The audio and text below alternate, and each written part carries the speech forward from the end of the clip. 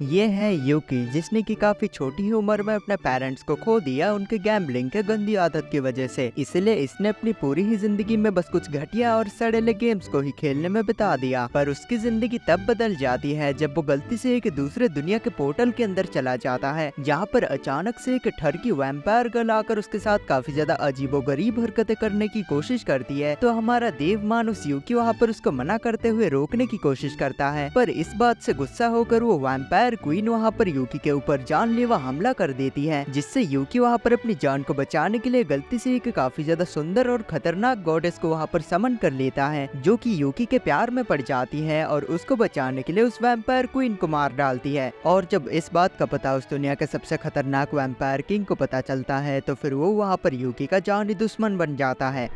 पर इन सब चीजों की शुरुआत वहाँ से होती है जब यूकी ने अपने किराए के घर के पैसे ना देने की वजह से उसके किराए के घर के मालिक ने उसको उसके घर से बाहर निकाल दिया था। तो यूकी वहाँ से अपना सारा बोरिया बिस्तरा बांध के कहीं और जा रहा था ताकि वो जाकर कहीं और शांति से रह सके। पर गाना सुनते हुए वो जाते जाते ये ध्यान नहीं देता कि उसके सामने एक अजीब सा पोर्टल ओपन हो चुका है। एंड जब तक वो ध्यान देता है तो वो उस पोर्टल के आर पार जा चुका था और दूसरी तरफ वो वहाँ पर ऑलमोस्ट एक ड्रैगन की गाड़ी से ठुकते ठुकते बचता है। बट अपने ही मजे में होने की वजह से यूकी को वहाँ पर ये यकीन ही नहीं होता कि अभी अभी उसके आंखों के सामने से एक ड्रैगन गुजरा है। उसको ये लग रहा था कि वो गलती से किसी कॉस्ट्यूम पार्टी में आ चुका है जहाँ पर कि कोई इंसान ड्रैगन बन के घूम रहा है। पर तभी अचानक से यूकी की नजर वहाँ पर आसमान की तरफ पड़ती है, जहाँ पर कि वो कुछ लकड़ियों को उड़ते हुए देखता है और यूकी वहाँ पर बस नीचे खड़ा होकर उनके झाड़ों को ही तारों को ही देखे जा रहा था।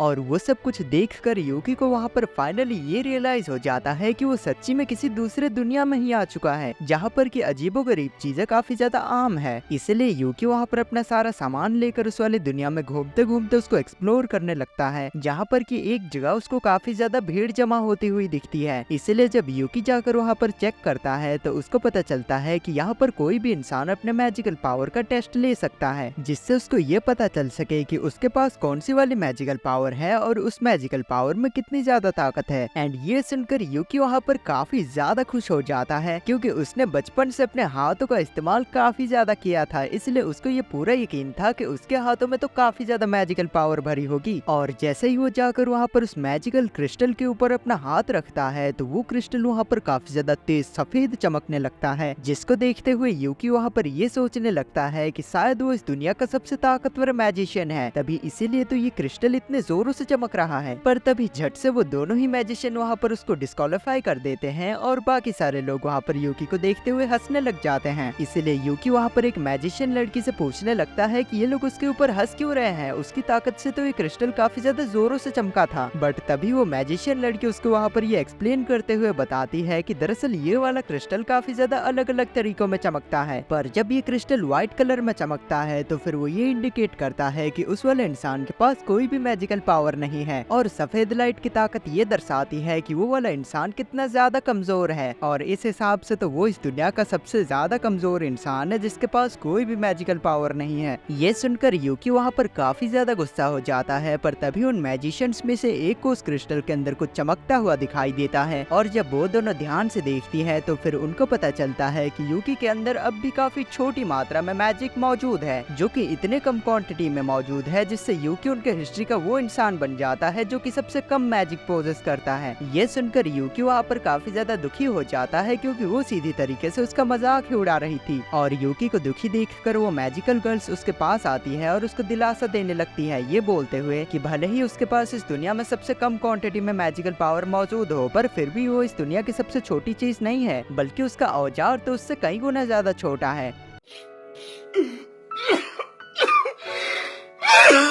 तो इसीलिए यूकी वहाँ पर अपनी और ज्यादा बेइज्जती ना करवाते हुए वहाँ से चुपचाप दुखी होकर जाने लग जाता है। बट इतनी ज्यादा भयंकर बेइज्जती करवाने के बाद वो और ज्यादा आगे नहीं चल पाता और वहीं पे नीचे गिरकर रोने लग जाता है। तब कुछ समय के बाद जब यूकी वहाँ पर एक पेड़ के नीचे बैठा बैठा ये सोच रहा था कि उसको आगे और क्या करना चाहिए, तभी उसके पास एक ओल्ड बूढ़ा सा फार्मर आता है जो कि उसके साथ चलकर उसको कुछ काम करने के लिए बोलता है, जिसके बदले वो उसको पैसे भी देगा और खाना और रहना बिल्कुल फ्री। इसलिए ये सुनकर यूकी वहाँ पर दुखी होने के बावजूद भी उस फार्मर की बात को मान लेता है, क्योंकि भले ही वो दुखी हो पर फिर भी उसको इस दुनिया में सरवाइव करने के लिए पैसे और खाने की जरूरत तो पड़ने ही वाली है। तो इसीलिए वो जाकर उस वाले बूढ़े फार्मर के साथ रहने लग जाता है और वो उसके साथ खेतों में जाकर काफी हफ्तों तक काम करता है। और साथ ही साथ वो वहाँ पर अपने मैजिकल पावर्स की प्रैक्टिस भी करे जा रहा था, जिससे वो वहाँ पर इतने ज्यादा केपेबल हो चुका था कि वो बस अपने मैजिक का इस्तेमाल करते हुए ही उस खेतों के फसलों को काफी आसानी से ग्रो कर लेता था। पर तभी एक दिन उसको जंगलों के अंदर से काफी ज्यादा अजीबोगरीब आवाजें आने लगती है, और जब वो जाकर वहाँ पे देखता है तो वो देखता है कि वहाँ पर तो लड़के एक लड़की के घास काटने की कोशिश कर रहे थे। बट जैसे ही उनमें से एक लड़का जाकर उस लड़की के पास पहुँचता है तो वो झपट्टा मार के वो लड़की उस लड़के को पकड़ लेती है और उसके गले में अपने दांत गड़ाकर उसका सारा खून पीने लग जाती है, क्योंकि ये असल में एक वैम्पायर क्वीन थी। ये देखकर वो दूसरा लड़का वहाँ पर अपने साथी की जान बचाने की कोशिश करने लगता है और उस वैम्पायर क्वीन के ऊपर हमला करना स्टार्ट कर देता है। पर फिर भी वो क्वीन वहाँ पर उसके हमलों को काफी ज्यादा आसानी से रोक देती है, और बल्कि वो वहाँ पर उल्टा उसको ही पकड़ के उसका सारा खून पीने लग जाती है। ये देखकर यूकी वहाँ से अपनी जान बचाकर वापस से उस फार्मर के घर की तरफ भागने लग जाता है। पर तब तक उस वैम्पायर क्वीन को वहाँ पर यूकी के होने का एहसास हो चुका था, इसलिए वो अचानक से उसके सामने आ जाती है और उसको सूंघते हुए उसके साथ कुछ अजीबोगरीब प्रक्रियाएं करने के लिए बोलती है। पर यूकी वहाँ पर हमारा देव मानुस होने की वजह से वहीं पर ही उसके मुंह पे उसको मना करते हुए वहाँ से भागने लग जाता है। पर इस बात से वो वैम्पायर क्वीन वहाँ पर काफी ज्यादा गुस्सा होते हुए यूकी को पकड़ लेती है और उससे बोलती है कि उसकी शक्ल देखते हुए तो उसको ये पता चल रहा है कि उसने अपनी जिंदगी में लड़कियों का नाम तक नहीं सुना होगा, पर फिर भी उसकी ये हिम्मत कि वो एक वैम्पायर क्वीन को मना करते हुए जा रहा था। ये बोलते हुए वो वहाँ पर यूकी के ऊपर जानलेवा हमला कर देती है, जिससे यूकी वहाँ पर मरने लग गया था। पर अपनी जिंदगी के आखिरी पलों में ही वो वहाँ पर ये सोचने लगता है कि उसको अपनी जिंदगी में कैसी लड़की चाहिए थी, पर फिर भी इतने साल जीते हुए ही उसको कोई भी एक वैसी लड़की नहीं मिल पाई। और ये सोचते हुए ही वहाँ पर एक काफी बड़ा सा धमाका होता है और वहाँ से एक तेज रोशनी सीधा आसमान की तरफ जाती है, जिसके जरिए वहाँ पर एक काफी ज्यादा सुंदर और ताकतवर सी गॉडेस आती है, जिसको देखते हुए यूकी सोचता है कि यही तो वो लड़की है जिसके साथ फ्यूचर में वो अपने पिल्ले बनाना चाहता है। पर तभी वो गॉडेस वहाँ पर उसका भरम तोड़ते हुए उसको ये बताती है कि वो यहाँ पर उसकी आत्मा लेने के लिए आई है, क्योंकि वो मरने जो वाला है। पर जब वो रिन नाम की गॉडेस वहाँ पर यूकी की आत्मा को ले जाने की कोशिश करती है तो फिर वो उसको ले जा नहीं पाती, इसीलिए वो सोचती है कि पहले शायद उसको इस वैम्पायर क्वीन को पेल देना चाहिए। और इससे पहले कि वो वैम्पायर क्वीन वहाँ पर अपना बचाव या फिर रिन के ऊपर हमला कर पाती, रिन काफी ज्यादा तेजी से जाकर उसके कई सारे टुकड़े कर देती है। और ये होता हुआ वहाँ पर एक दूसरी वैम्पायर गर्ल देख लेती है और अपने मन ही मन में सोचती है कि उसको जाकर इस बारे में अपने किंग को बताना ही होगा। तब दोबारा से हमें वहाँ पर यूकी का सीन दिखाया जाता है, जिसको कि वापस से होश आ चुका था, और वो रिन को देखते हुए वहाँ पर ये सोचने लगता है कि यही तो वो लड़की है जिसके चांद पे वो अपना चंद्रयान उतारना चाहता है। पर तभी रिन वहाँ पर उसको ये याद दिलाते हुए उसको बताती है कि वो बस यहाँ पर इसलिए आई है ताकि वो उसकी आत्मा को वापस से नरक में ले जा सके। तो जैसे ही रिन वहाँ पर यूकी के ऊपर हमला करने की कोशिश करती है, जिस हमले से यूकी को तो वहाँ पर बिल्कुल भी चोट नहीं लगती, बल्कि उसके बजाय बिल्कुल एक वैसी ही चोट वहाँ पर रिन के हाथ पे आ चुकी थी। ये देखकर रिन को वहाँ पर कुछ भी समझ में नहीं आता कि आखिरकार ये हो क्या रहा है। वो तो एक गॉडेस है, इससे उसको कैसे चोट लग सकती है। बट तभी वहाँ पर एक अजीब सी मिस्टीरियस गर्ल आती है जो कि रिन से वहाँ पर बोलती है कि हाँ बेशक वो एक गॉडेस है, पर वो यहाँ पर यूकी की आत्मा ले जाने के लिए नहीं आई है, बल्कि यूकी ने खुद उसको यहाँ पर समन किया है, जिससे अब वो यूकी की स्लेव बन चुकी है और वो उसका मास्टर। इसी वजह से अब से उसको यूकी को प्रोटेक्ट करना होगा और उसकी हर बात माननी होगी। पर ये सुनकर रिन को उस लड़की के बातों पे बिल्कुल भी यकीन नहीं होता, इसलिए वो दोबारा से जाकर यूकी के ऊपर हमला करने की कोशिश करती है। पर इस बार का हमला इतना ज्यादा खतरनाक था कि वो खुद ही उस हमले से काफी ज्यादा चोटिल होकर जाकर दूर गिरती है। तब वो अजीब सी लड़की वहाँ पर यूकी के पास आकर उसको एक किताब देते हुए बोलती है कि इसमें उन गॉडेस के बारे में सारी चीजें लिखी हुई है, और साथ ही साथ वो उसको वहाँ पर और 2 सीड्स देते हुए उसको ये बोलती है कि इन सीड्स के अंदर और 2 अलग अलग तरीके की गॉडेस कैद है, और जब वो पूरी तरीके से तैयार हो जाएगा तब वो इन सीड्स का इस्तेमाल करते हुए और 2 गॉडेस को भी अपना स्लेव बना सकता है। देन जब वो उस दिन रात को अपने बिस्तर में पड़े पड़े उस किताब को पढ़ ही रहा था, तभी वो वहाँ पर गलती से उस किताब के एक क्रिस्टल के स्पेल को एक्टिवेट कर देता है, जिसके अंदर से वहाँ पर एक मिनिएचर फेरी बाहर आती है जो कि उसको बताती है कि वो उसकी असिस्टेंट है और अगर उसको किसी भी चीज में मदद चाहिए हो तो वो उससे मदद मांग सकता है। इसलिए पहले तो यूकी वहाँ पर उस मिनी फेरी से, जिसका नाम कोको होता है, उससे बोलकर वो उस किताब को अपने फोन के साथ मर्ज कर देता है, क्योंकि फोन के जरिए उस किताब को समझना ज्यादा आसान होगा। और उसके बाद फिर अगले दिन यूकी पहली बार अपने मैजिकल स्कूल में जाता है, क्योंकि उस ओल्ड मैन फार्मर ने यूकी को सरप्राइज देने के लिए उसका एडमिशन एडमिशन ले जाके उस जगह की मैजिकल स्कूल में करवा दिया था। पर जैसे ही वो वहाँ पर स्कूल के अंदर जाता है तो वहाँ के सारे स्टूडेंट्स देखकर यूकी को हंसने लग जाते हैं, क्योंकि सबको वहाँ पर ये पता था कि यूकी एक बेकार सा लड़का है जिसके पास कोई भी मैजिकल पावर नहीं है। इसलिए उनके क्लास का एक बुली लड़का यूकी को परेशान करने के लिए और उसका मजाक उड़ाने के लिए उसके सामने एक क्रिस्टल फेंक देता है। तो इसीलिए यूकी वहाँ पर उस क्रिस्टल को उठाने लगता है ताकि वो उसको ले जाकर उस लड़के को वापस दे सके। पर यूकी को वहाँ पर यह पता नहीं होता कि ये क्रिस्टल भी दरअसल एक वैसा ही क्रिस्टल है जो कि लोगों के मैजिकल पावर्स को दिखाती है। बट जब इस बार यूकी उस वाले क्रिस्टल को हाथ लगाता है तो फिर वहाँ पर एक इतनी तेज रोशनी चमकती है जिससे कुछ पलों के लिए तो वो सारे स्टूडेंट्स वहाँ पर अंधे हो जाते हैं, और वो रोशनी इतनी ज्यादा तेज होती है कि मानो कि वहाँ पर यूकी के हाथ में एक छोटा सा ग्रीन कलर का सूरज ही बन गया हो। और ये चीज देख के वहाँ पर यूकी के अंदर इतना भयंकर लेवल का कॉन्फिडेंस आ जाता है कि वो अपने आंखों से स्कैन करते हुए इस क्लास की सबसे क्यूटेस्ट लड़की को ढूंढता है और जाकर उसका हाथ पकड़कर उसके ऊपर चरसी भगेड़ियों के ट्रक के पीछे लिखी हुई पिकअप लाइन्स को मारते हुए उसको अपने साथ पेड़ के नीचे चलने के लिए पूछता है, क्योंकि तभी तो वो उसके झाड़ियों के अंदर जा पाएगा।